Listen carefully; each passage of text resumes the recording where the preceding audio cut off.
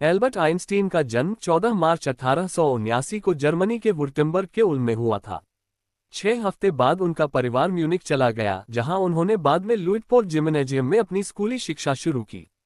बाद में वे इटली चले गए और एल्बर्ट ने स्विट्जरलैंड के आराउ में अपनी शिक्षा जारी रखी और 1896 में उन्होंने ज्यूरिख के स्विस फेडरल पॉलिटेक्निक स्कूल में भौतिकी और गणित के शिक्षक के रूप में प्रशिक्षण प्राप्त किया।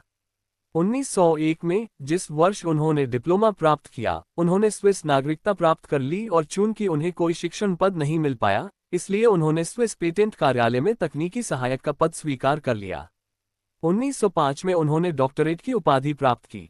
पेटेंट कार्यालय में अपने कार्यकाल के दौरान और अपने खाली समय में उन्होंने कई उल्लेखनीय कार्य किए और 1908 में उन्हें बन में प्राइवेट डोसेंट नियुक्त किया गया।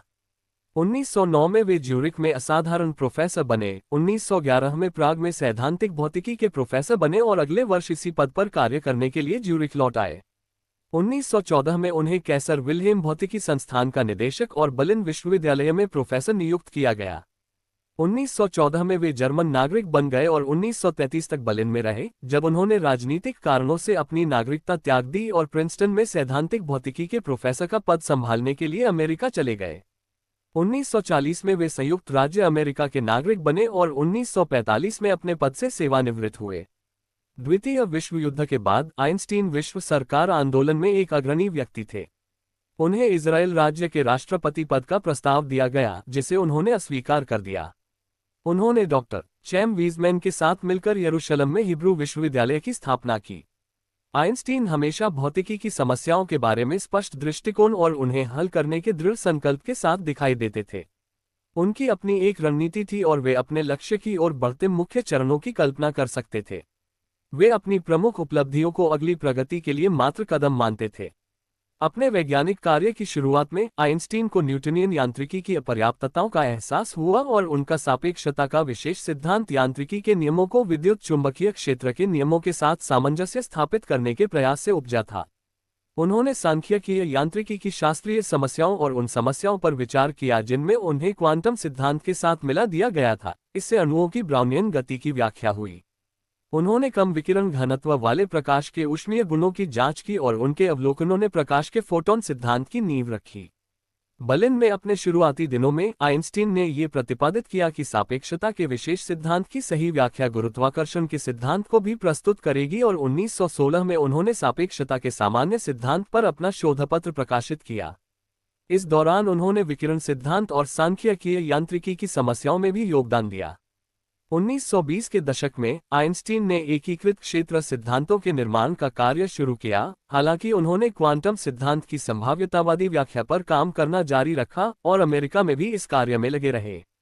उन्होंने एक परमाणु गैस के क्वांटम सिद्धांत के विकास द्वारा सांख्यिकीय यांत्रिकी में योगदान दिया और उन्होंने परमाणु संक्रमण संभावनाओं और सापेक्षतावादी ब्रह्मांड विज्ञान के संबंध में भी बहुमूल्य कार्य किया।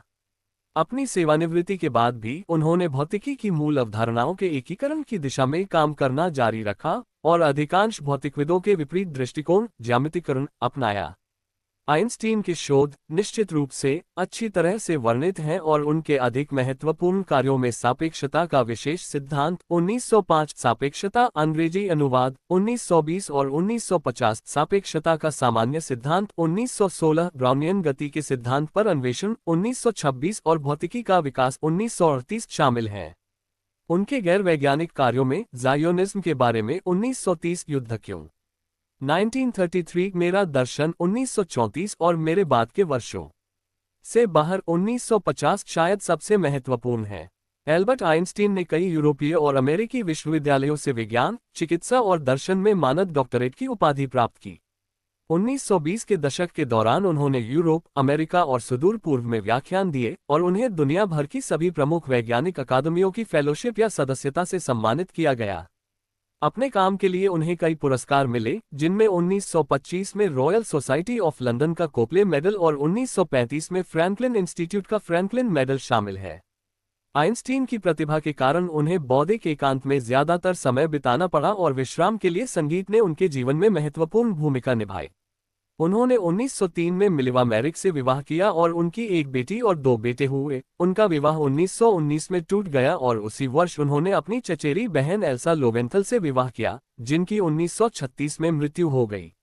18 अप्रैल 1955 को प्रिंसटन, न्यू जर्सी में उनका निधन हो गया।